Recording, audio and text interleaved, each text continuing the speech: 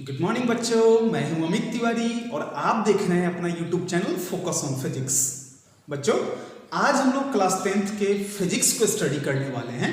इसके पहले भी कुछ वीडियोस अपलोड हो चुके हैं जिनमें आज के क्लास के पहले वाले टॉपिक को डील किए गए हैं, जिसमें resistance, electric current, electric charge और बहुत सारे टॉपिक को डील किए गए हैं।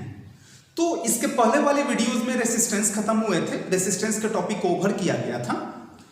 तो आज हम लोग पढ़ेंगे कि रेसिस्टेंस किन किन फैक्टर्स पे डिपेंड करते हैं।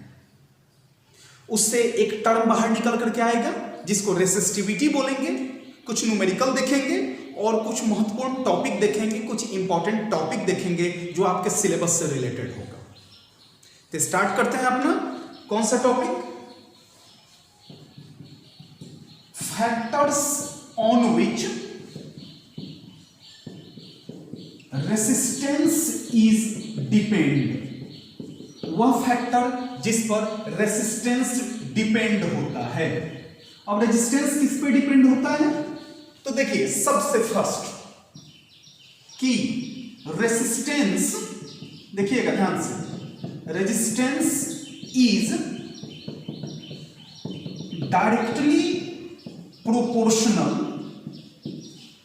to that of length of conductor, यानी कि किसी कंडक्टर के लेंथ के डायरेक्टली प्रोपोर्शनल होता है, यानी कि R directly proportional to length of conductor. इसको इक्वेशन फर्स्ट मान लीजिए। अब जैसे मान गए, सपोज कीजिए एक वायर यहां पर इतना लेंथ का है, सपोज कीजिए इसका लेंथ 2 मीटर है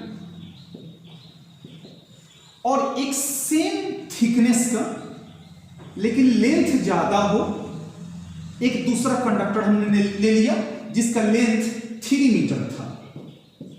मान लो ऑब्जेक्ट 1 नाम दे दिया, ऑब्जेक्ट 2 नाम दे दिया। तो ऑब्जेक्ट 1 का जो रेसिस्टेंस होगा, ऑब्जेक्ट 1 का लेंथ ऑब्जेक्ट 2 के लेंथ से क्या है, कम है। ऑब्जेक्ट 1 का लेंथ ऑब्जेक्ट 2 के लेंथ से कम है। तो जब लेंथ जिसका कम होगा, जिस कंडक्टर का लेंथ कम होगा, उस कंडक्टर का रेसिस्टेंस भी कम होता है, क्योंकि resistance is directly proportional to length of wire है। लेंथ ऑफ वायर बढ़ेंगे तो उसका रेसिस्टेंस भी बढ़ेगा। जितना लेंथ ऑफ वायर बढ़ेगा उसमें इलेक्ट्रॉन के द्वारा इलेक्ट्रिक करंट का अपोजिशन ज्यादा होगा। कि मान गए कि इसमें इलेक्ट्रॉन है, बहुत सारे इलेक्ट्रॉन इसमें बैठे हुए हैं, इसको हमने एक एक्सटर्नल सोर्स ऑफ एनर्जी से कनेक्ट कर दिया। जैसा कि मैं पहले पढ़ा चुका हूं, इसको पॉजिटिव के साथ, इसको निगेटिव के साथ। इसमें भी बहुत सारे इलेक्ट्रॉन होंगे, इसमें बहुत सारे इलेक्ट्रॉन प्रेजेंट होंगे। इसके कंपेयर में इसमें मैक्सिमम इलेक्ट्रॉन होगा। फिर हमने इसको भी एक एक्सटर्नल सोर्स ऑफ एनर्जी से कनेक्ट कर दिया, एक को पॉजिटिव के साथ और दूसरे को निगेटिव के साथ कनेक्ट कर दिया। अब देखिए, यहां से इलेक्ट्रॉन मूव करना शुरू करेगा, ये माइनस इलेक्ट्रॉन मूव करना शुरू करेगा और यहां पे आया तो ये माइनस यानी कि इलेक्ट्रॉन और इस इलेक्ट्रॉन के बीच में क्या होगा, रिपल्सन होगा, जिसकी वजह से ये अंदर के सारे इलेक्ट्रॉन पॉजिटिव की तरफ अट्रैक्ट होना शुरू हो जाएंगे, जिसकी वजह से उन इलेक्ट्रॉन्स के बीच में कोलिजन होगा और वही कोलिजन रेसिस्टेंस का मेन कारण होता है, इलेक्ट्रिक करंट के अपोजिशन का मेन कारण होता है। कुछ इलेक्ट्रॉन तो अपना पाथ बना लेंगे किसकी तरफ, पॉजिटिव की तरफ, लेकिन कुछ इलेक्ट्रॉन इसके अंदर प्रेजेंट होंगे जो पाथ सही से फॉर्म नहीं कर पाएंगे किसकी तरफ, पॉजिटिव की तरफ। तो वो दूसरे इलेक्ट्रॉन के साथ कोलाइड होंगे और जब कोलिजन होगा तो इलेक्ट्रिक करंट का पाथ जो होगा वो अपोज होगा। तो इसमें इलेक्ट्रॉन ज्यादा है, इसमें इलेक्ट्रॉन कम है, क्योंकि इसका लेंथ कम है, इसका लेंथ ज्यादा है। तो जिसमें जितना इलेक्ट्रॉन होगा उसमें उतना ज्यादा कोलिजन होने की पॉसिबिलिटी है, और जितना ज्यादा कोलिजन होगा उसका रेसिस्टेंस भी अधिक होगा। यानी कि किसी भी कंडक्टर का अगर लेंथ बढ़ा दें, किसी भी कंडक्टर का अगर लेंथ बढ़ा दें तो उसका रेसिस्टेंस जो होता है वो ऑटोमेटिकली इंक्रीज हो जाएगा। यानी कि आप समझ में आ गया होगा कि resistance is directly proportional to length of wire. Length of wire का डायरेक्टली प्रोपोर्शनल होता है। सेकेंड नंबर होता है कि resistance is inversely proportional to cross sectional area. अब क्रॉस सेक्शनल एरिया क्या है? यहां पर ए जो है इसको हम कहेंगे क्रॉस सेक्शनल एरिया। अब क्रॉस सेक्शनल एरिया क्या है? मान के सपोज कीजिए कि आपके पास एक कंडक्टर है, कोई भी कंडक्टर है, कोई भी तार है, किसी भी टाइप का कंडक्टर है, उसका ये सपोज कीजिए ऐसे है, राउंड शेप में है, या ये मार्कर के शेप में है, या किसी भी शेप में मान लीजिए। तो ये जो थिकनेस है, किसी भी कंडक्टर का जो थिकनेस है, जितनी उसकी मोटाई होती है वही उसका क्रॉस सेक्शनल एरिया होता है। ये जो थिकनेस हुआ, ये वाला टर्म, ये जितना ज्यादा होगा उतना ज्यादा क्रॉस सेक्शनल एरिया अधिक होगा। यानी कि वायर का जो मोटाई के हिसाब से, यानी कि वायर का जो थिकनेस होगा, ये इतना मोटा है, यानी कि इसका क्रॉस सेक्शनल एरिया इसके हिसाब से है।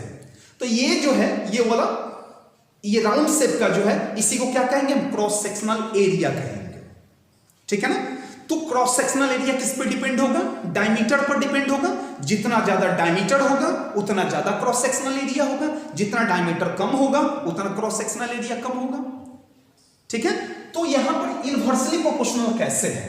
अब देखिए, मान गए कि इसमें लेंथ ज्यादा है तो क्रॉस सेक्शनल एरिया, यहां पर सपोज कर लीजिए, एक बार देख लीजिए, यहां पर लेंथ को देख लीजिए और यहां पर क्रॉस सेक्शनल एरिया को देख लीजिए। इसको, अब इसको हमने लेंथ को रिड्यूस कर दिया, पहले के कंपेयर में लेंथ को मिनिमम हमने कर दिया। अब देखिएगा, लेंथ को जैसे ही हमने कम किया, लेंथ पहले इतना बड़ा था, अब लेंथ कम हो गया, तो देखिए क्रॉस सेक्शनल एरिया क्या हो गया? ज्यादा हो गया। यानी कि क्रॉस सेक्शनल एरिया ज्यादा होगा तो लेंथ क्या होगा? कम होगा, और जब लेंथ कम होगा तो रेसिस्टेंस भी कम होगा। तो क्रॉस सेक्शनल एरिया अधिक, लेंथ कम, और लेंथ कम तो रेसिस्टेंस भी कम, यानी कि एरिया बढ़ेगा तो रेसिस्टेंस घटेगा, एरिया इंक्रीज करेगा तो रेसिस्टेंस डिक्रीज करेगा, एरिया डिक्रीज करेगा तो रेसिस्टेंस क्या होगा? इंक्रीज करेगा। किसी, मान लीजिए कि एक मोटा वायर है आपके पास, उसको मेल्ट करके आप उसको पतला बनाने की कोशिश कर रहे हैं, तो जितना ज्यादा आप उस वायर को पतला करोगे वो उतना लंबा होते चला जाएगा, लेकिन उसका एरिया जो होगा, क्रॉस सेक्शनल एरिया जो होगा, कम होते चला जाएगा। मान के पहले इतना मोटा था, फिर कम होते होते होते होते एकदम कम हो जाएगा। तो जितना क्रॉस सेक्शनल एरिया कम होगा, किसी भी कंडक्टर का लेंथ जो होगा वो इंक्रीज होगा, और लेंथ इंक्रीज होगा तो रेसिस्टेंस भी इंक्रीज होगा, यानी कि cross sectional area inversely proportional होता है रेसिस्टेंस के। ठीक है? ठीक है, चलिए नेक्स्ट, थर्ड नंबर में होता है कि जो cross sectional area, third number में देखिए कि resistance is also depend on nature of material medium. Material के depend on material, nature of material. Resistance is also depend on nature of material. Material किस चीज टाइप का है उस पर भी रेसिस्टेंस डिपेंड करेगा। जैसे कि इंसुलेटर, तो उसका रेसिस्टेंस ज्यादा होगा, कंडक्टर उसका रेसिस्टेंस कम होगा। तो जिस हिसाब से, जिस टाइप का आपके पास मटेरियल अवेलेबल है, उस हिसाब से रेसिस्टेंस भी होगा। क्योंकि कोई मटेरियल ज्यादा रेसिस्ट करता है इलेक्ट्रिक करंट के पाथ को, और कोई मटेरियल कम रेसिस्ट करता है, जैसे कि सिल्वर का रेसिस्टेंस, सिल्वर का जो रेसिस्ट करने का जो प्रॉपर्टी होता है बाकी मेटल के कंपेयर में कम होता है, तो बेस्ट कंडक्टर होता है, गुड कंडक्टर होता है। रबड़ का बाकी इंसुलेटर के कंपेयर में मैक्सिमम होता है, रेसिस्ट करने की प्रॉपर्टी मैक्सिमम होती है, तो इंसुलेटर है। यानी कि नेचर ऑफ मटेरियल के ऊपर भी डिपेंड करता है। क्या डिपेंड करता है? Resistance is also depend on nature of material, यानी कि मटेरियल किस टाइप का है, इंसुलेटर है, कंडक्टर है, सेमीकंडक्टर है, किस टाइप का है मटेरियल, उस पर भी रेसिस्टेंस डिपेंड करता है। तो मान लीजिए इक्वेशन फर्स्ट माने, इसको हमने इक्वेशन सेकंड मान लिया। ठीक है, इरेज कर रहे हैं इसको हम, इधर वाले को। अब दोनों इक्वेशन को अगर हम एक साथ करते हैं, सपोज कीजिए दोनों इक्वेशन को अगर हम एक साथ करें तो लिख सकते हैं कि from equation first and equation second we get, हम पाते हैं कि क्या, तो R directly proportional to length, R directly proportional to length, but inversely proportional to cross sectional area, यानी कि लिख सकते हैं R directly proportional to L/A। जब प्रोपोर्शनल का साइन हटता है तो क्या जुड़ता है उसके साथ? कांस्टेंट जुड़ता है। तो यहां पर जो कांस्टेंट आएगा उसको, ये जो कांस्टेंट आया, ये वाला टर्म जो कांस्टेंट है, इसको ऐसे डिनोट करेंगे हम, इसको रो पढ़ा जाता है, इसको रो पढ़ा जाता है, और यही है रेसिस्टिविटी। इसी को क्या कहते हैं? रेसिस्टिविटी कहते हैं। ठीक है, क्या कहेंगे इसको? इसी को रेसिस्टिविटी कहेंगे, या फिर दूसरा नाम देंगे इसका स्पेसिफिक रेसिस्टेंस। इसका दूसरा नाम देंगे स्पेसिफिक रेसिस्टेंस। समझ में आ गया कि resistance directly proportional to length of wire, resistance inversely proportional to cross sectional area. दोनों को अगर एक साथ करें तो R directly proportional to length but inversely proportional to A। इससे ये फॉर्मूला सामने आया। ये जो कांस्टेंट होता है इसको स्पेसिफिक रेसिस्टेंस या रेसिस्टिविटी कहा जाता है। इसको ऐसे डिनोट करते हैं, इसको क्या कहा जाता है? रो। ऐसे डिनोट किया जाता है, देखिए ऐसे, इसको हम क्या कहेंगे? रो कहते हैं। ठीक है ना। इसको दूसरा नाम होता है स्पेसिफिक रेसिस्टेंस, इसी को कहते हैं स्पेसिफिक रेसिस्टेंस होता है। अब ये होता क्या है इसके बारे में हम अब पढ़ने वाले हैं, जस्ट स्टार्ट करने वाले हैं कि रेसिस्टिविटी क्या है। इतना समझ में आ गया होगा तो मिटाएं इसे हम। ठीक है बच्चों, नोट कीजिए, मिटाते हैं।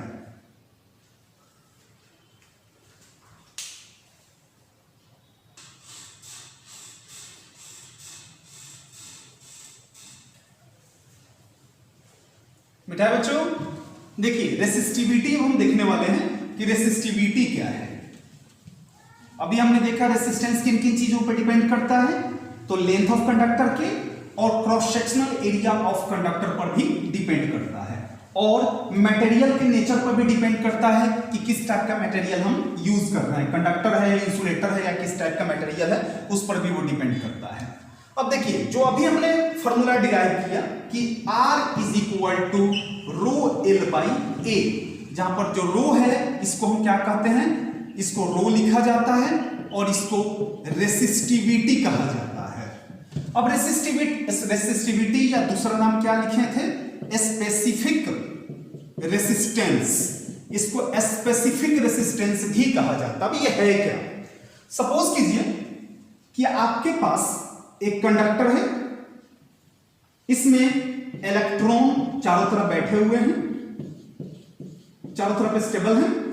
इसको हमने एक इलेक्ट्रिकल सोर्स से, एक्सटर्नल सोर्स ऑफ एनर्जी से कनेक्ट कर दिया, बैटरी से कनेक्ट कर दिया, पॉजिटिव, और यहां पर क्या हो जाएगा? ये निगेटिव हो गया। जैसे ही यहां से ये इलेक्ट्रॉन फ्लो होता हुआ इसके पास आएगा, तो पहले मैं बता चुका हूं कि इलेक्ट्रॉन क्या होगा?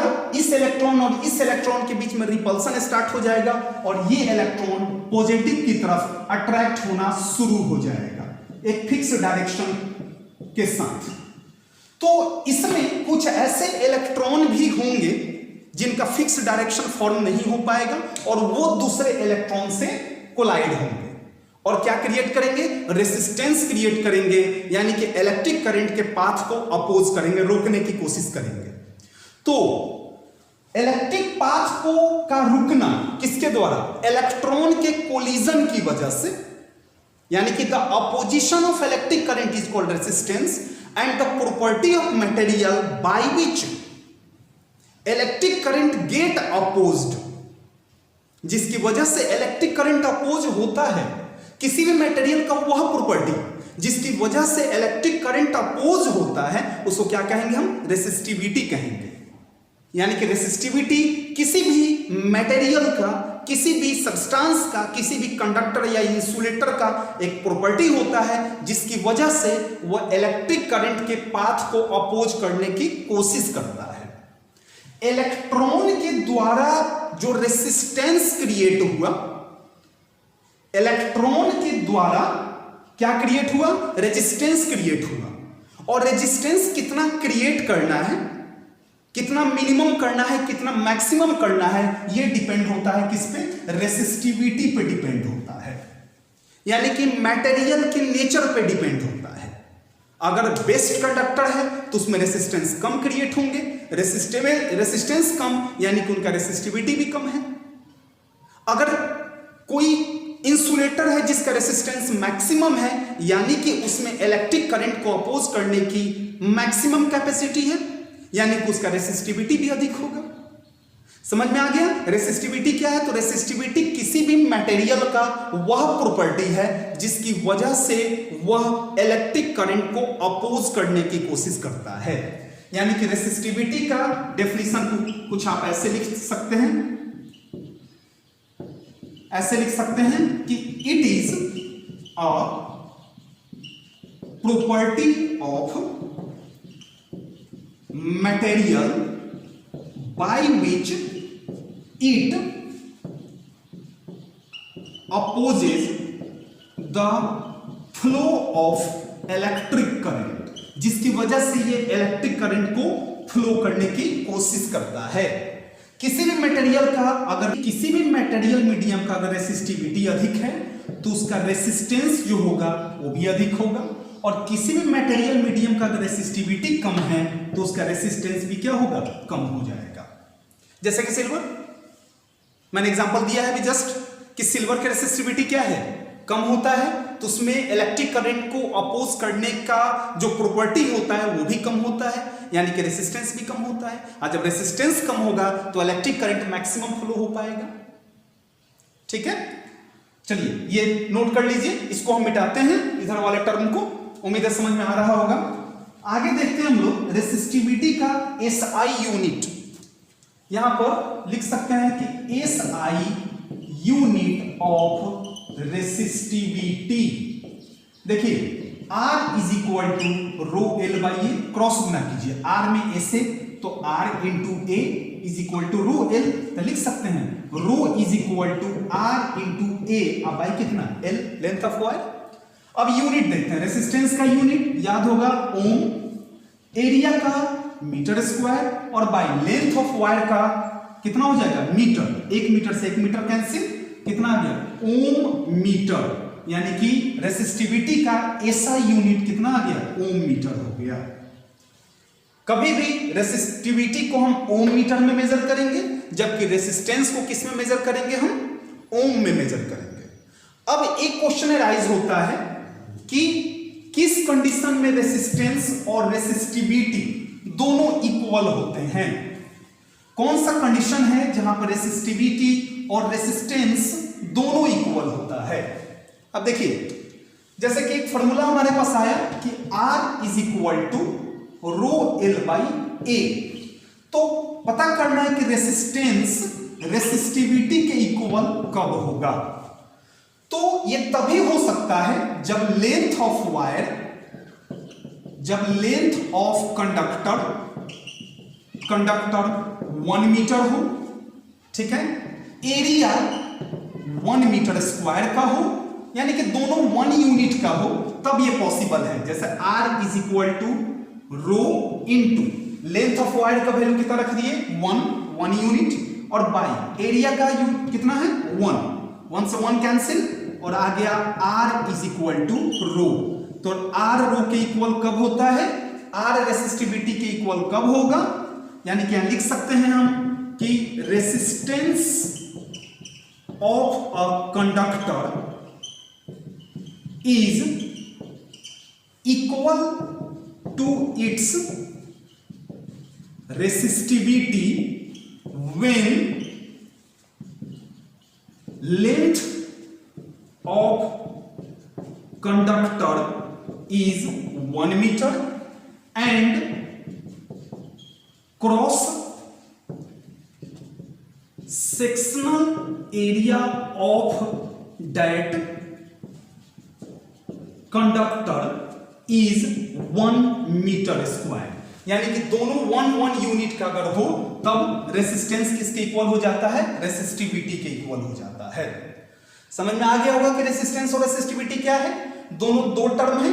रेसिस्टिविटी मटेरियल का प्रॉपर्टी होता है जिससे वो इलेक्ट्रिक करंट को अपोज करने की कोशिश करता है, जिससे वो रेसिस्टेंस इंक्रीज या डिक्रीज करने की कोशिश करता है। और रेसिस्टेंस क्या है? इलेक्ट्रॉन के द्वारा जो अपोजिशन क्रिएट किए जाते हैं उसको क्या कहते हैं?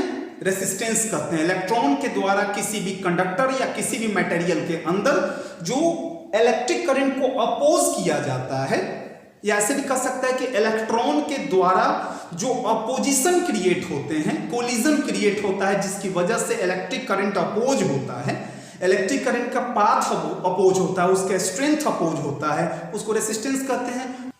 और रेसिस्टिविटी क्या है? रेसिस्टिविटी किसी भी मटेरियल का प्रॉपर्टी है जिससे इलेक्ट्रिक करंट के पाथ को अपोज किया जा सकता है। यानी कि इलेक्ट्रिक करंट के पाथ का अपोज होना रेसिस्टेंस कहलाता है, और जिस प्रॉपर्टी के द्वारा इलेक्ट्रिक करंट का पाथ अपोज होता है मटेरियल के, उस प्रॉपर्टी को रेसिस्टिविटी कहते हैं। रेसिस्टिविटी न लेंथ पे डिपेंड करता है, न शेप पे डिपेंड करेगा, न साइज पे डिपेंड करेगा, ये केवल और केवल मटेरियल के नेचर पे डिपेंड करता है। यानी कि इसको भी आप लिख सकते हैं आप कि सेकंड पॉइंट बनाकर किसको लिख सकते हैं? सेकंड पॉइंट, इसको फर्स्ट मान लीजिए, इसको सेकंड पॉइंट कि resistivity only depend on nature of material, not length and other, not on length and other। Other और लेंथ पे डिपेंड नहीं करता है, केवल किस पे डिपेंड करता है? नेचर ऑफ मटेरियल पे डिपेंड करता है, उसका मटेरियल का अपोज करने की कैपेसिटी कितनी है, प्रॉपर्टी कितनी है। जैसे एक क्वेश्चन की मान गए, एक क्वेश्चन इसी पर देखते हैं, छोटा सा क्वेश्चन है कि if length of wire is doubled then how much its resistivity get increased. यानी कि पहले लेंथ कितना था? L था, देखिएगा लेंथ कितना था? L था। अब न्यू लेंथ कितना कर दिया गया? न्यू लेंथ डबल कर दिया गया, 2L कर दिया गया, उसी कंडक्टर को, सेम कंडक्टर को। ऐसे if length of wire is doubled then how much its resistivity get increased. उसी कंडक्टर के लेंथ को डबल कर दिया गया, उसी मटेरियल के लेंथ को डबल कर दिया गया। तो अभी मैंने बताया है कि रेसिस्टिविटी केवल नेचर ऑफ मटेरियल पे डिपेंड करेगा, लेंथ पे डिपेंड नहीं करता है।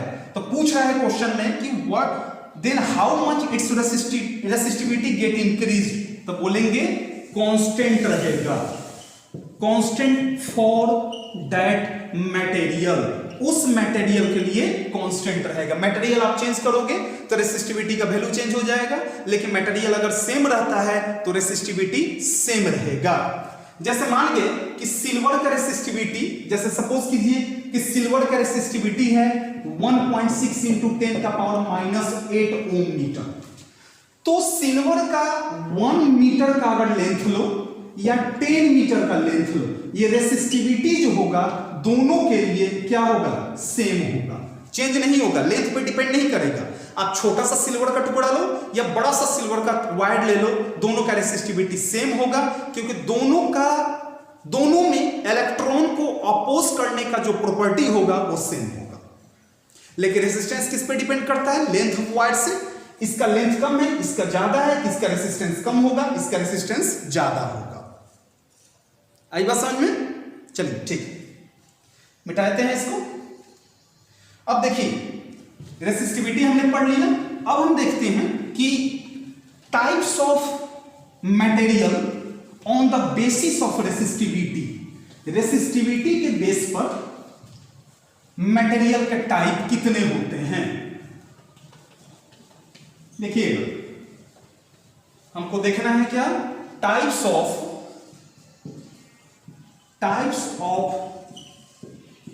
मटेरियल ऑन द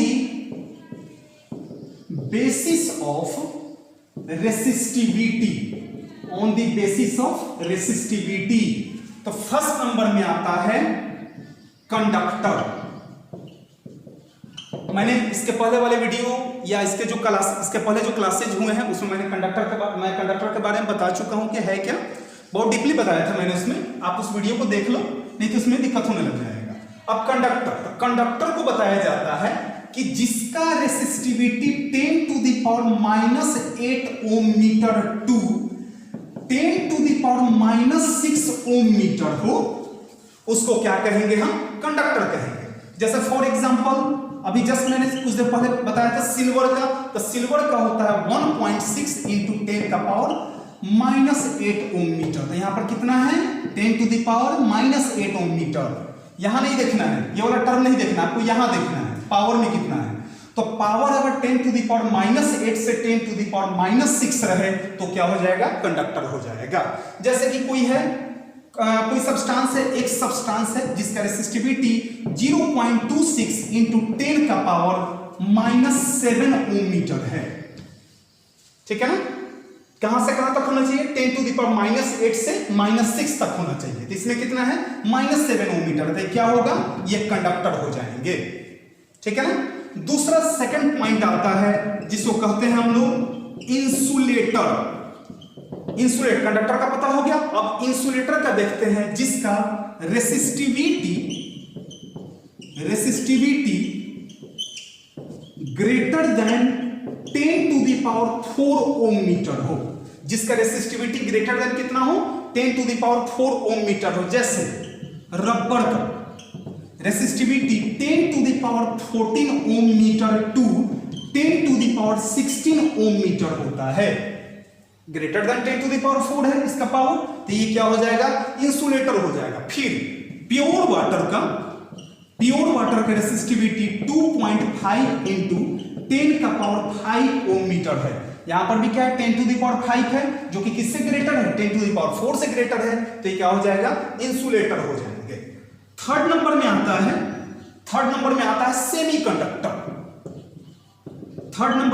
है सेमी कंडक्टर। तो सेमीकंडक्टर का resistivity 10 to the power -6 ohm metre to 10 to the power 4 ohm metre तक होता है।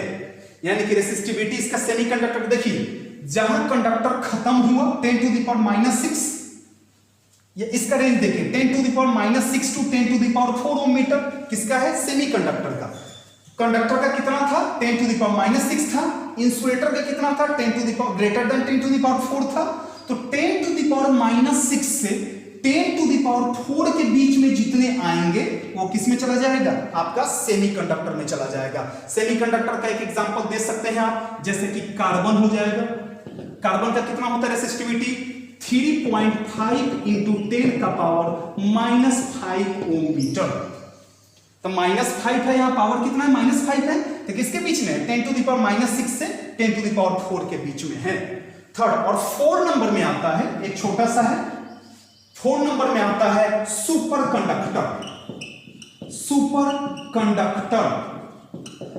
कंडक्टर का रेसिस्टिविटी लगभग 0 होता है, अप्रॉक्स 0 होता है। लेकिन सुपर जो कंडक्टर हैं उनका टेम्परेचर के अनुसार से, जो भी कंडक्टर हैं उनके टेम्परेचर को डिक्रीज करके या इंक्रीज करके, ठीक है ना, डिक्रीज या इंक्रीज करके उनको सुपर कंडक्टर बनाया जा सकता है। ठीक है ना, इंक्रीज या डिक्रीज करके सुपर कंडक्टर बनाया जा सकता है। जैसे कि लीड, शीशा क्या होता है? इंसुलेटर होता है रूम टेम्परेचर पर, लेकिन उसके टेम्परेचर को जब आप कम करोगे, डिक्रीज करोगे, तो वो सुपर कंडक्टर में कन्वर्ट हो जाता है। वो किस में कन्वर्ट हो जाता है? सुपर कंडक्टर में कन्वर्ट हो जाता है। कौन? लीड। ठीक है, तो ये 4 नंबर, फर्स्ट नंबर में था कंडक्टर, सेकंड में इंसुलेटर, थर्ड में सेमीकंडक्टर और फोर्थ में कितना है? सुपर कंडक्टर, जिनका रेसिस्टिविटी कितना होता है? 0 होता है। इस रेसिस्टिविटी के बारे में हम लोग नेक्स्ट क्लास में बहुत अच्छे से पढ़ेंगे, पूरा डीपली जानेंगे। आपको ज्यादा इसके बारे में नहीं जानना है, फिलहाल बस नाम जान लीजिए कि किसका रेंज किसके बीच में होता है, तो क्या होता है। नोट कीजिए इसको, फिर आगे बढ़िए हम लोग। बेटा बच्चों देखिए, एक दो न्यूमेरिकल देखते हैं, फिर आगे हम लोग बढ़ते हैं, फिर आगे टॉपिक बढ़ेंगे। रेसिस्टिविटी पर एक दो न्यूमेरिकल देख लें, फिर आगे हम लोग नेक्स्ट टॉपिक की तरफ बढ़ेंगे और अग्रसर होंगे, नेक्स्ट टॉपिक की तरफ अग्रसर होंगे। देखिए क्वेश्चन है, देखिएगा न्यूमेरिकल है, ध्यान से, कि a wire of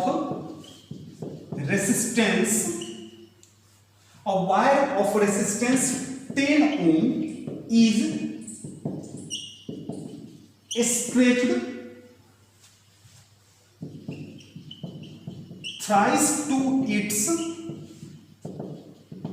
original length. Find the, देखना, find the new resistivity, find the new resistivity and new resistance. New resistivity और न्यू रेसिस्टेंस कैलकुलेट कीजिए। देखिए सॉल्यूशन इसका, पहले लेंथ कितना था, लेंथ L था, तो रेसिस्टेंस कितना था, इसका रेसिस्टेंस R था, कितना, 10 ओम। अब देखिए R is equal to rho L by A लिख सकते हैं इसको, R का वैल्यू कितना है, 10 ओम, तो 10 is equal to rho L by A, equation first मान लीजिए। सेकेंड केस में क्या कर रहा है कि न्यू लेंथ जो है, न्यू लेंथ कितना हो जा रहा है, 3 टाइम्स, यानी कि 3L हो गया, यानी कि न्यू लेंथ जो आया वो पुराने लेंथ का ट्रिपल हो गया। याद रखिएगा, जब लेंथ को ट्रिपल आप कीजिएगा तो क्रॉस सेक्शनल एरिया को 1/3 करना होगा। अगर आप लेंथ को ट्रिपल करते हैं तो क्रॉस सेक्शनल एरिया 1/3 हो जाएगा, लेंथ को डबल करते हैं तो क्रॉस सेक्शनल एरिया हाफ हो जाएगा, लेंथ को 4 टाइम्स अगर आप करते हैं तो क्रॉस सेक्शनल एरिया में 4 टाइम्स डिक्रीज हो जाएगा वो, ठीक है। तो लेंथ कितना हो गया, 3L हो गया, और न्यू जो एरिया होगा, न्यू एरिया वो कितना हो जाएगा, A/3। लेंथ जितना बढ़ेगा उतना एरिया घटेगा। अब न्यू रेसिस्टेंस निकालते हैं, तो R is equal to rho L by A, तो L डैश A डैश, अब देखिए तो R dash is equal to, rho को रहने देते हैं, into L dash, L dash कितना है यहां पर, 3L, अब बाई एरिया A डैश, तो A डैश कितना है, A/3, तो A/3 कर दिया गया, ठीक है ना। तो R dash is equal to, यहां पर रो में L से, तो रो L और एरिया को यहां कर दिए, ऊपर बच गया 3 और नीचे वाला 3 भी ऊपर चला गया, ठीक है। तो रेसिस्टेंस इज इक्वल टू हो गया 9 rho L by A, 9 rho L by A, ठीक से, रो L बाई A रख दिए, और ये 3 और ये 3 9 हो गया यहां पर, तो 9 रो L बाई A, तो R dash is equal to 9 और rho L by A, equation first में कितना वैल्यू था, रो L बाई A का वैल्यू कितना है, 10 है, तो R dash is equal to 9 into 10, यानी कि न्यू रेसिस्टेंस जो आएगा कितना हो गया, 90 ओम हो गया। ये 9 इंटू 10 कितना हो गया, 90 ओम हो गया। तो न्यू रेसिस्टेंस तो निकल गया। अब क्वेश्चन है कि न्यू रेसिस्टिविटी कितना होगा। तो अभी मैंने बताया है कि लेंथ के बढ़ने से रेसिस्टिविटी चेंज नहीं होता है अगर मटेरियल सेम है तो, यानी कि रेसिस्टिविटी जो होगा, रेसिस्टिविटी में नो चेंज्ड, ये नहीं बदलेगा, इसमें चेंज नहीं होंगे, ठीक है। चलिए मिटाते हैं इसको और दूसरा क्वेश्चन जानते हैं, इसी पर बेस्ड है, मिटाते हैं इसको।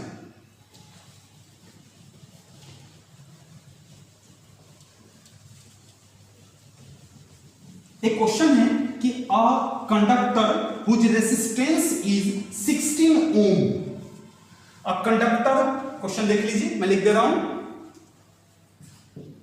अ conductor whose resistance is 16 ohm if it stretched double to its length, then find new resistivity and new resistance, new resistivity और न्यू रेसिस्टेंस निकालना है।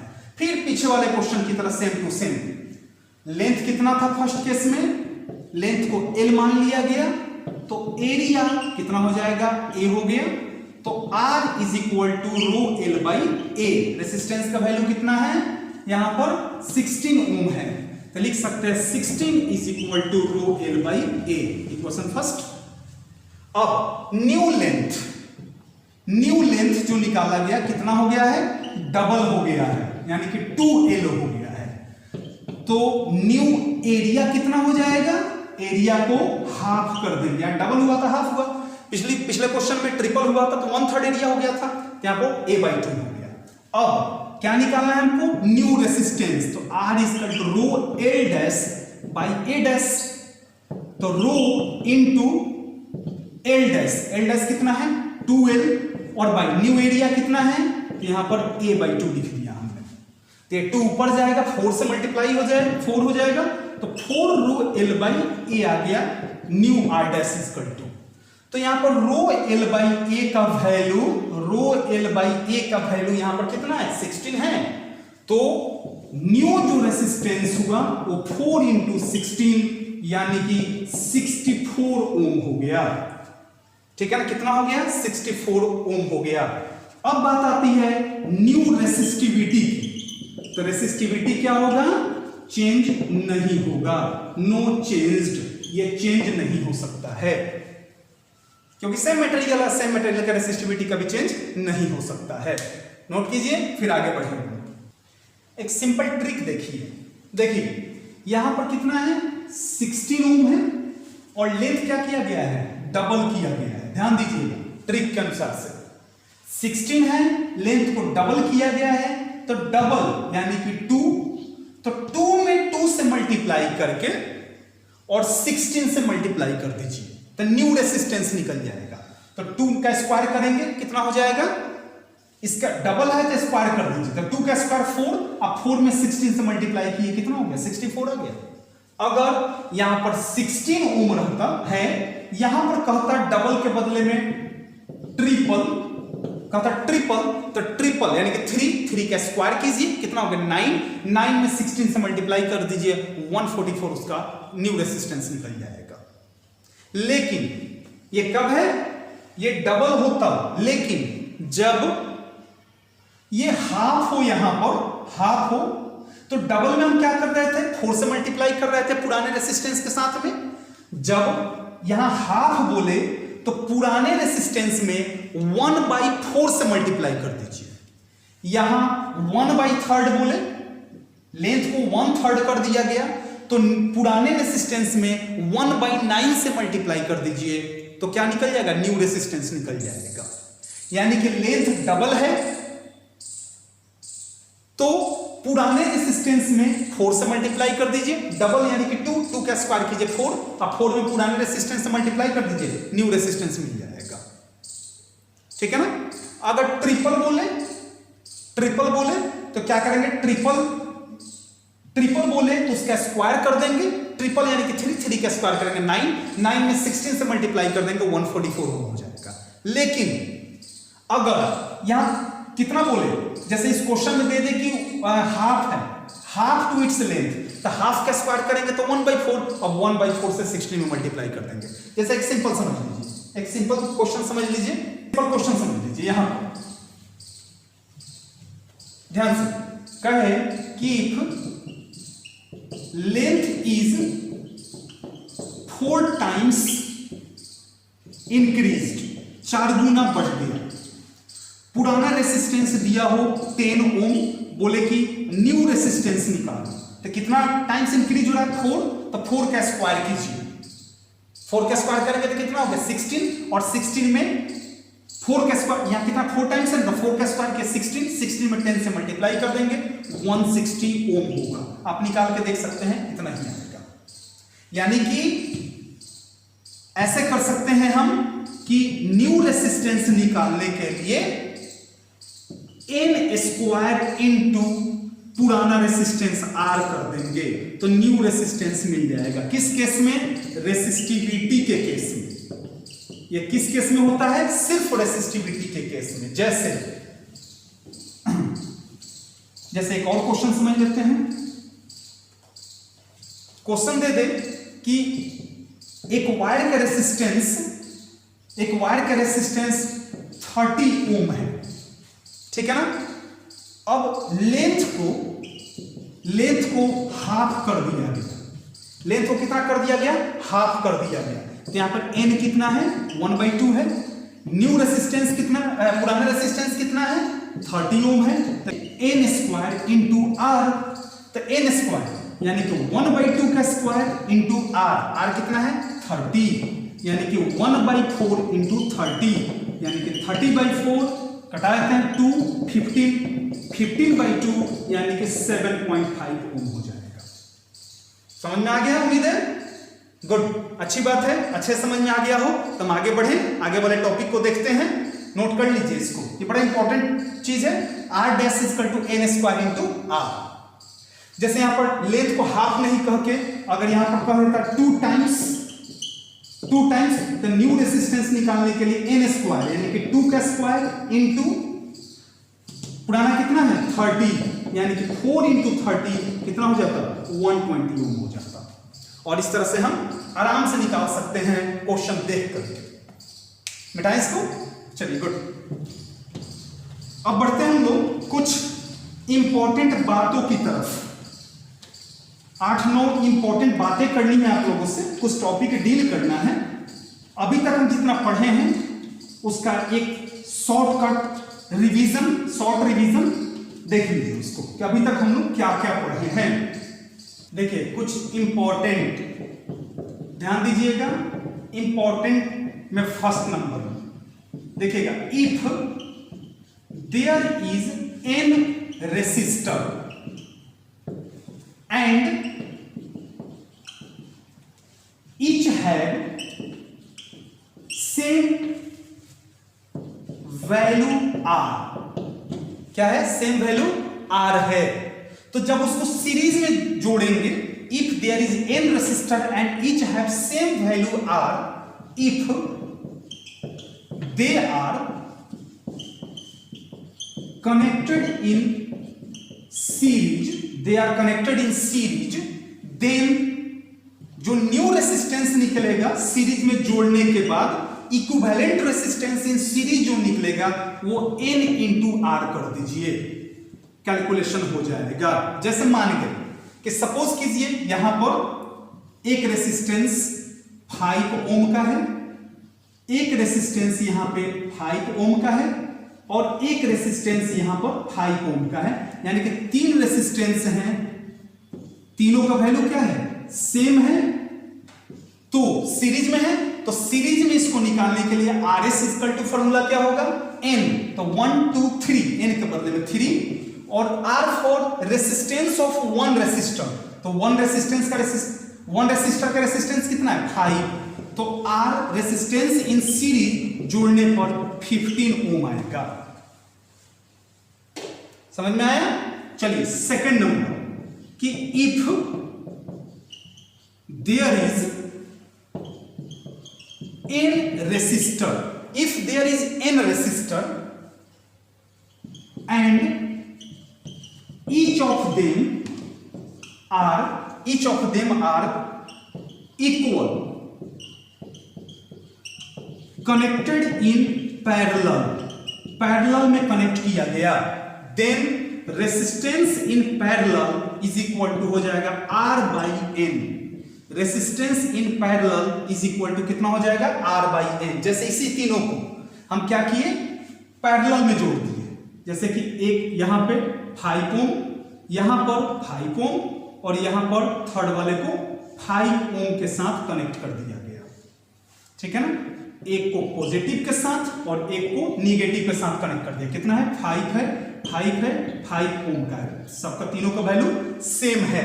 तो इसका जब रेसिस्टेंस आप निकालोगे, रेसिस्टेंस इन पैरेलल, इसका तो किसी एक का रेसिस्टेंस लीजिए, कितना? 5 और पाई।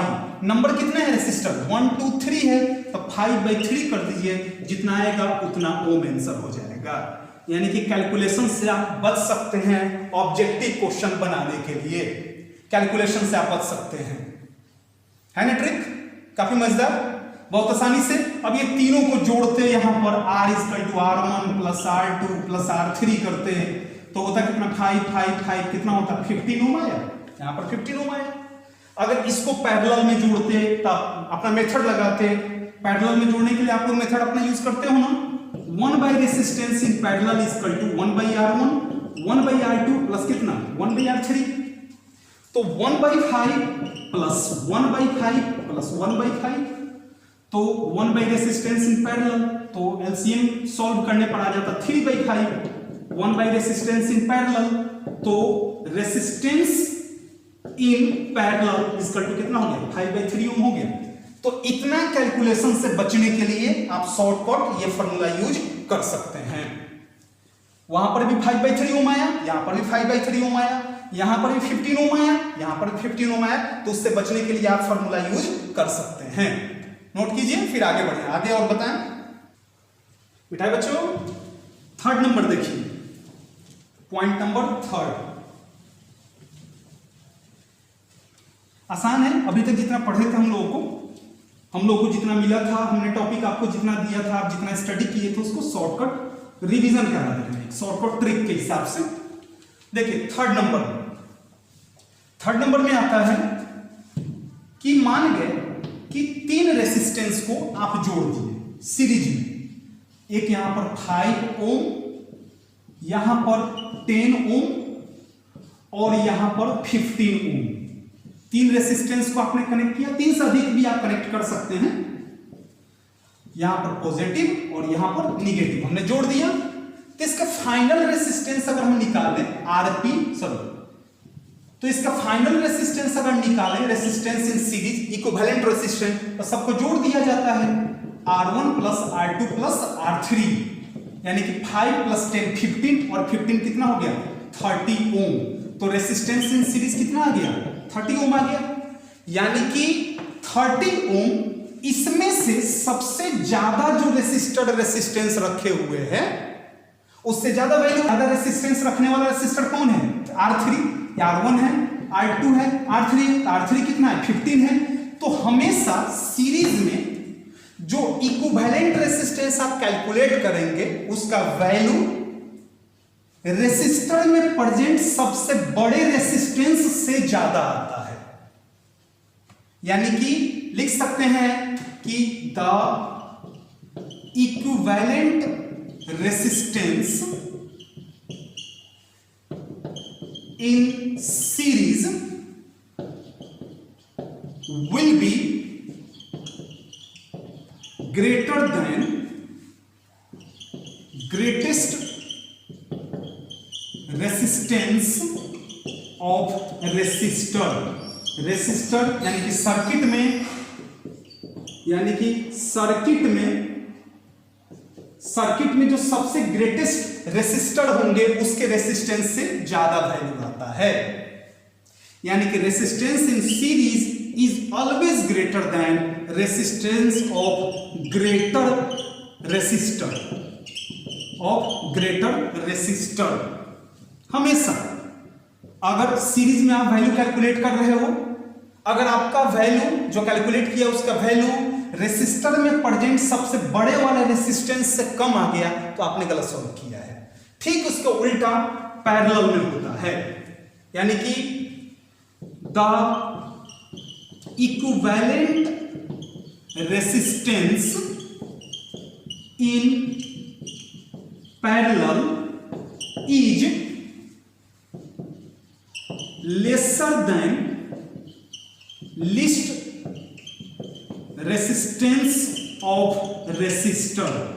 सबसे जो छोटा रेसिस्टेंस होता है उससे भी कम होता है। जैसे इस तीनों को अगर पैरेलल में जोड़ दें, हम तीनों को हमने क्या किया पैरेलल में जोड़ दिया, तीनों को हमने पैरेलल में जोड़ दिया। एक का कितना है 5 ओम है, दूसरे का 10 ओम है और तीसरे का 15 ओम है। जब आप इसको सॉल्व करोगे, पॉजिटिव हो गया और निगेटिव, जब आप इसको सॉल्व करोगे तो जो फाइनल रेसिस्टेंस आएगा पैरेलल में उसका वैल्यू सबसे छोटे वाले से भी कम होगा, उसका वैल्यू क्या होगा, सबसे छोटे वाले से भी कम होगा। जैसे कैलकुलेट करके देख लीजिए यहाँ पर R1, तो 1 by resistance in parallel equal to 1/5 plus 1/10 plus 1/15, 15 10 5 solve कीजिए 30, सॉल्व करने पर आ जाएगा 6 प्लस 3 प्लस 2 से 9 2 11/30 आ गया। यानी कि 1 by resistance in parallel equal to 11/30, तो resistance is parallel equal 30/11। Suppose इसको जब डिवाइड करेंगे तो 11 3 जा 33, लगभग 2 पॉइंट समथिंग आएगा। तो 2 पॉइंट सबसे कम कितना है, 5 है।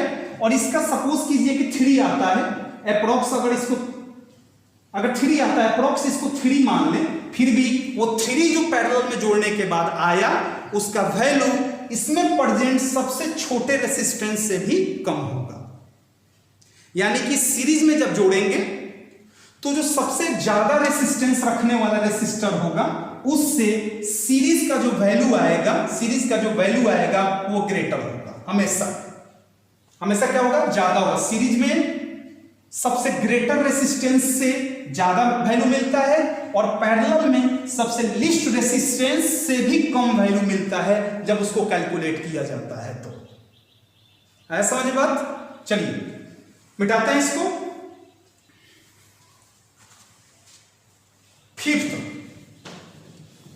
नंबर पॉइंट, आज का लगभग पहुंच रहे हैं, आज का क्लास खत्म होने वाला है, फिर नेक्स्ट क्लास में हम लोग पढ़ेंगे इसको, आगे वाले टॉपिक को लेकर चलेंगे हम लोग।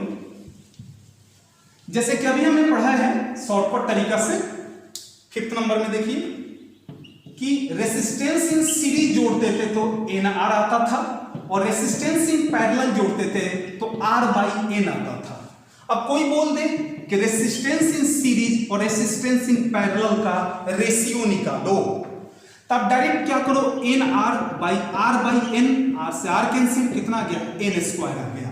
यानी कि resistance in series by resistance in parallel is equal to N² हो जाएगा। कब, जब सारे resistance, all resistors have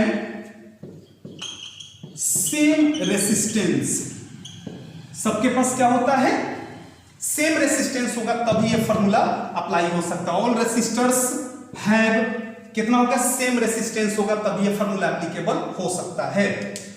5th और आज का लास्ट 6th नंबर देखिएगा कि 3 रेसिस्टेंस को अगर हम सीरीज में जोड़ दें, यहां पर R1, R2 और R3, ध्यान दीजिएगा ये पॉजिटिव और यहां पर ये हो गया निगेटिव, और इसी 3 रेसिस्टेंस को अगर पैरेलल में जोड़ दें, एक यहां पे, एक यहां पे और एक यहां पर, 3 हमने जोड़ दिया, पॉजिटिव और यहां पर निगेटिव, यहां R1, R2, R3।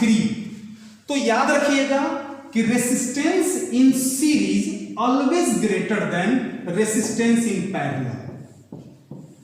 सीरीज में जो रेसिस्टेंस हम कनेक्ट करेंगे उसी रेसिस्टेंस को अगर पैरेलल में कनेक्ट करते हैं तो सीरीज में ज्यादा वैल्यू आएगा। क्यों, क्योंकि देखिए सीरीज में जोड़ने पर लेंथ ज्यादा हो जा रहा है और लेंथ जो डायरेक्टली प्रोपोर्शनल होता है क्या है, रेसिस्टेंस के, तो लेंथ ज्यादा होने से रेसिस्टेंस ज्यादा हो गया।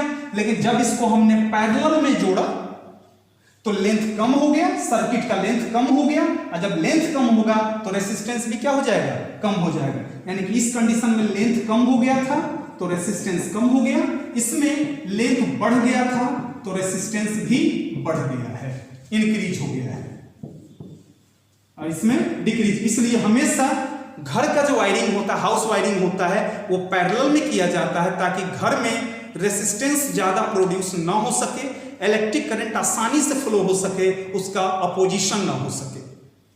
समझ में आ गया। इसमें लेंथ ज्यादा होता है, तीन रेसिस्टर को अगर एक साथ कनेक्ट करें हम सीरीज में तो लेंथ ज्यादा हो जाएंगे, तो रेसिस्टेंस क्या हो जाएगा, लेंथ ज्यादा तो रेसिस्टेंस भी ज्यादा। इस कंडीशन में तीनों को अगर पैरेलल में कनेक्ट करते हैं तो क्या हो जाएगा, लेंथ कम हो जाएगा, सर्किट छोटा हो गया, तो जब लेंथ कम हो जाएगा तो रेसिस्टेंस भी कम हो जाएगा। ठीक है ना। तो इस तरह से हम सॉर्ट कर सकते हैं। तो आज हमने शॉर्टकट 6 बातें देखी जो अभी तक हम लोग पढ़ चुके थे, जितने टॉपिक पढ़े थे उसमें 6 बातें हमने देखी। फिर नेक्स्ट क्लास में हम लोग मिलेंगे न्यू टॉपिक के साथ जिसका नाम है heating effect of electric current. तब तक अच्छे से रहिएगा। खुश रहिएगा, स्वस्थ रहिएगा, हंसते रहिएगा और पढ़ते रहिएगा। थैंक यू सो मच, मिलते हैं नेक्स्ट क्लास में। Thank you.